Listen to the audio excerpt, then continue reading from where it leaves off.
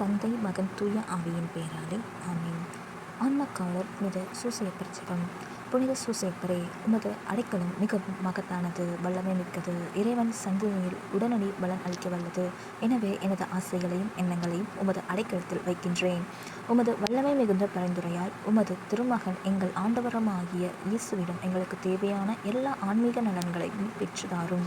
இதன் வழியாக மறு உலகில் உமக்குள்ள ஆற்றலை போற்றி எல்லாம் வல்ல தந்தையாகிய இறைவனுக்கும் நன்றி செய்யும் ஆராதனையும் செலுத்த கடவேன். புனித சூசையப்பரே, உம்மையும் உம் திருக்கரங்களில் உறங்கும் இயேசுவையும் எக்காலமும் என்னை பூரிப்படைய தயங்குதில்லை. இறைவன் உம் மார்பில் சாய்ந்து தூங்கும் வேளையில் அவரை என் பொருட்டு உம் மார்போடு சேர்த்து அணைத்து கொள்ளும். என் பெயரால் அவருக்கு நெற்றியில் முத்தமிடும். நான் இருக்கும் தருணத்தில் அந்த முத்தத்தை எனக்கு தரும்படி கூறும். மரித்த விசுவாசங்களின் ஆன்மா காவலரை எங்களுக்காக மன்றாடும். ஆமேன்.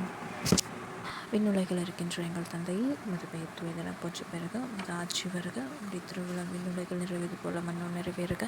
எங்கள் அன்றாட உணவை எங்களுக்கு இன்று தாரும். எங்களுக்கு எதிராக குற்றம் செய்வோரை நாங்கள் மன்னிப்பது போல எங்கள் குற்றங்களை மன்னியும்.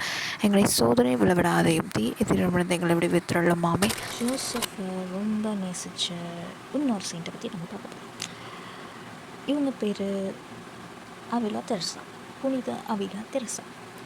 இவங்க 28 மார்ச் 1515 பிறந்திருக்காங்க.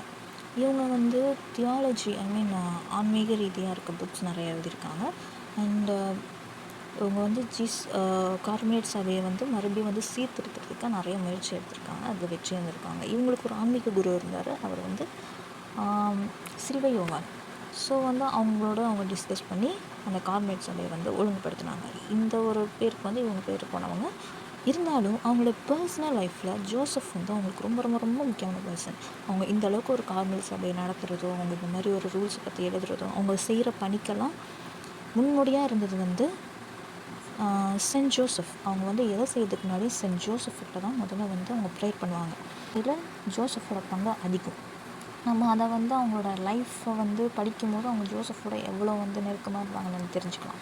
ஸோ அவங்களோட உதவியோடு அவங்க எப்போவுமே செய்வாங்க. ஜோசஃபும் நிறைய காட்சி தந்திருக்காங்க.